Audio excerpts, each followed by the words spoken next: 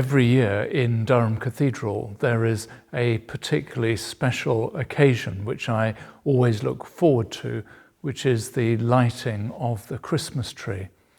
It's one of those occasions when the cathedral is absolutely full, packed full with families, children, babies screaming, slightly ragged parents who are at the end of their tether. It's a wonderful, wonderful time. And each year a child is selected beforehand to come to the front to light the Christmas tree. And when that moment happens, however busy and slightly frantic it's been up until that point in the service, the lights go down, the whole of the cathedral is hushed, and stillness descends just for a few magical seconds when in the darkness a candle is lit and then the Christmas tree is lit up in sparkling colours. It's a wonderful, magical occasion. A couple of years ago, we invited a refugee child from the Sudan to light the Christmas tree. Last year, it was another refugee child, this time from Damascus, from Syria. And extraordinarily, they had had very difficult beginnings in their lives and had made their way and had found a home in the heart of County Durham and had been taken to people's hearts here and found a home in these communities. Well, of course, this year was quite different. There were no crowds of people in the service. The pews stood empty. There were no screaming babies or toddlers wanting to do their own thing. Apart from the choir and the clergy, we were almost alone.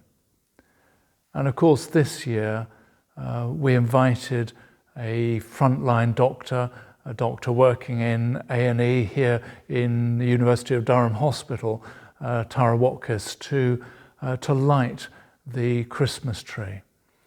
And she did so, of course, on behalf of and in recognition of all of those frontline workers who have lit up the country, who have been such shining examples of what we are as a people, as a nation, as a world, in coming together to combat this dreadful pandemic. She did so on behalf of others, but of course she is one light among others, and you will have known many lights of your own during this year, despite the darkness surrounding us. It may be that you have reached out to a neighbour or a friend or a relative who you've had less contact with than normal, somebody who has appreciated that personal reach out, that personal contact. Another light has been the light of the scientific endeavour to see the extraordinary process of many thousands of researchers coming together around the world, both to share information, but also then to trial and test out a vaccine which will support many millions of us. And I hope that you will be in line for your vaccination very soon. And then there's been another light for which I'm immensely grateful, which has been the community around County Durham and further afield supporting this great cathedral. Whether it's been through your prayers, whether it's been through your good thoughts, through other practical support, we've been blessed, I have to say, by the many thousands who have supported us through this time. We've had some extraordinary news, nearly £2 million of donation, a grant through the Cultural Recovery Fund, which is enabling us to sustain, to recover, to make ourselves better placed in the future. That's been an extraordinary gift and opportunity for us. So, although this year has been bleak and dark and difficult, there have been many lights along the way, and I thank God for your part in this.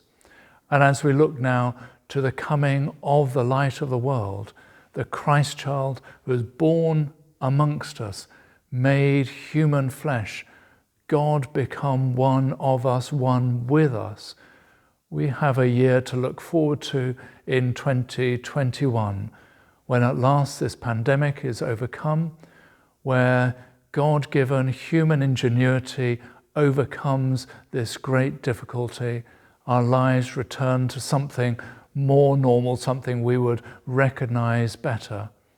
But above all, we will see that light of the world shining brightly among us, in your neighbours, in your families, in businesses, in communities, in the county and in the country. So at this Christmas time, I pray God's blessing upon you.